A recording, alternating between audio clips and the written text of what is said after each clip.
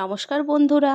রোদে বেশি ঘোরাঘুরি করার কারণে কি আমার মতো তোমাদেরও হাত ও পায়ের ত্বক কালচে হয়ে গেছে? ত্বকে কি এত বেশি ট্যান জমে গেছে যে হাত ও পায়ের রং মুখের থেকে আলাদা দেখাচ্ছে? যদি হ্যাঁ, তাহলে আজকের ভিডিওটা তোমাদের জন্য খুব বেশি গুরুত্বপূর্ণ হতে চলেছে। কারণ আজ আমি তোমাদের সাথে শেয়ার করতে যাচ্ছি একটা খুব দারুণ ঘরোয়া রেমেডি, যা খুব সহজ উপকরণ দিয়ে তৈরি হবে এবং হাত ও পায়ের জেদি ট্যান ধীরে ধীরে কমাতে সাহায্য করবে। আর রিকোয়েস্ট করব, ভিডিওটা সম্পূর্ণ দেখবে, কোনো স্টেপ যেন মিস না হয় সেটা একটু খেয়াল রাখবে। তাহলে এর জন্য আমাদের প্রথমেই নিতে হবে 1 চামচ দই। আমি 1 চামচ থেকে একটু বেশি নিয়েছি, কারণ আমি দুদিন ধরে রোদে ঘুরে বেড়াচ্ছি এবং আমার হাত ও পা একদমই কালো হয়ে গেছে। টক দই যেমন ত্বককে ঠান্ডা রাখতে সাহায্য করে, তেমনি ত্বকের রুক্ষতা কমিয়ে তাকে হেলদি এবং নরম ও ময়েশ্চারাইজার করতে সাহায্য করে থাকে। এরপর আমাদের একটা ছোট সাইজের আলু নিয়ে তাকে ধুয়ে নিতে হবে এবং তার খোসা ছাড়িয়ে ফেলতে হবে। আলুতে প্রাকৃতিক এনজাইম ও ভিটামিন সি থাকে, যা ত্বককে উজ্জ্বল করতে সাহায্য করে এবং এটি ত্বকের কালচে ভাব কমিয়ে ট্যানটাকে ধীরে ধীরে হালকা করতেও সাহায্য করে থাকে। আলুটাকে গ্রেট করে নিয়ে তার মধ্যে যত রস বেরোবে সেটা আমাদের দইয়ের মধ্যে মিশিয়ে নিতে হবে। এরপর আমাদের একটা ছোট সাইজের টমেটো নিতে হবে, যেটা হাফ সাইজেরই লাগবে, এবং সেটাকেও আমি গ্রেট করে নিয়ে দইয়ের মধ্যে মিশিয়ে দেব। টমেটো ত্বককে ফ্রেশ ও পরিষ্কার করতে সাহায্য করে এবং এতে থাকে অ্যান্টিঅক্সিডেন্ট, যা ত্বককে রোদের ক্ষতি থেকে রক্ষা করতেও সাহায্য করে। বন্ধুরা, আমরা মুখের যত্ন নিলেও অনেক সময় আমাদের হাত ও পায়ের কথা ভুলে যাই এবং সেগুলো রোদ, ধুলো এবং দূষণের কারণে ধীরে ধীরে কালচে হয়ে যায়। আর বাজারে যে প্রোডাক্টগুলো পাওয়া যায় সেগুলো খুব দামি এবং তাতে অনেক বেশি কেমিক্যাল মেশানো থাকে। কিন্তু আজকের এই রেমেডিটা সম্পূর্ণ ঘরোয়া এবং এটা খুব সহজে তোমরা বানিয়ে নিতে পারবে। আর এটা খরচাও খুবই কম। এরপর আমরা এর মধ্যে অর্ধেক লেবুর রস মেশাবো।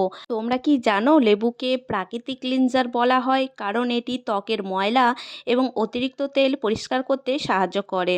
তবে যাদের স্কিন খুবই সেনসিটিভ তারা কম মাত্রাতে ইউজ করবে, এর 4-5 বুন্দি ইউজ করবে। লেবুর রস দেওয়ার পর এখানে হাফ চামচ বেকিং সোডা দেবে এবং তারপর এখানে লাস্ট যে ইনগ্রিডিয়েন্টসটা লাগবে সেটা হচ্ছে বেসন, এবং 1 চামচ বেসন তোমরা এখানে অ্যাড করে মিশ্রণটাকে খুব ভালোভাবে মিশিয়ে নিতে হবে।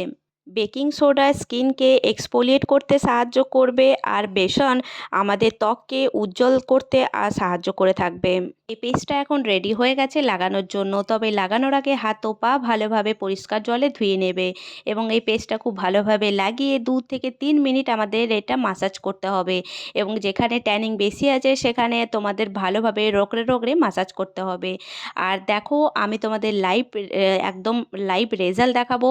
একটা টেপ সেই জন্য লাগিয়ে নিয়েছি আমার হাতে, যাতে তোমরা লাইভ রেজাল্ট দেখতে পারো যে এটার মাধ্যমে ট্যানিং উঠছে কিনা। আর বন্ধুরা, এই রেমেডিতে ব্যবহার হওয়া উপকরণগুলো শুধু ত্বককে পরিষ্কারই করবে না, ত্বককে নরম, মসৃণ ও উজ্জ্বল করতেও সাহায্য করবে। তো তোমরা দেখে থাকো যে আমি কিভাবে মাসাজ করছি, তোমরাও ঠিক এইভাবেই মাসাজ করবে।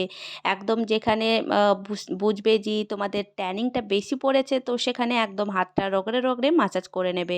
যেভাবে আমি করছি ঠিক সেইভাবেই ফলো করবে। 2 থেকে 3 মিনিট ভালোভাবে মাসাজ করার পর এটাকে 15 মিনিট ছেড়ে দেবে শুকানোর জন্য। যখন দেখবে এটা হালকা শুকিয়ে গেছে, তো এটা পরিষ্কার জলে এবং ঠান্ডা জলে তোমাদের ভালোভাবে এটা ঘষে ঘষে তুলে দিতে হবে। ধুয়ে নেওয়ার পর তোমরা নিজেরাই বুঝতে পারবে যে ত্বকটা আগের তুলনায় কত বেশি পরিষ্কার হয়ে গেছে এবং ফ্রেশ লাগছে আর মসৃণও লাগছে। আর আমার হাতটা দেখেও বুঝতে পারছো নিশ্চয়ই যে যেখানে আমি টেপ লাগিয়েছি সেই জায়গাটার ট্যানিংটা থেকে গেছে আর বাকি জায়গা ট্যানিংগুলো একদমই উঠে গেছে এবং হাতটা আগের থেকে অনেক বেশি পরিষ্কার দেখাচ্ছে। এটা একবার ব্যবহার করলেই তোমরা পার্থক্য বুঝতে পারবে এবং যখন 2 থেকে 3 বার ব্যবহার করবে তো দেখবে যে তোমাদের স্কিনের যতটা ট্যানিং ছিল সমস্তটাই উঠে যাবে। তো রিকোয়েস্ট করব বন্ধুরা, এটা অবশ্যই একবার ব্যবহার করে তোমরা দেখো যে তোমাদের এটা কাজে দিচ্ছে কিনা। আর এই রেমেডি ব্যবহারের পর বাইরে বেরোলে অবশ্যই সানস্ক্রিন ব্যবহার করো।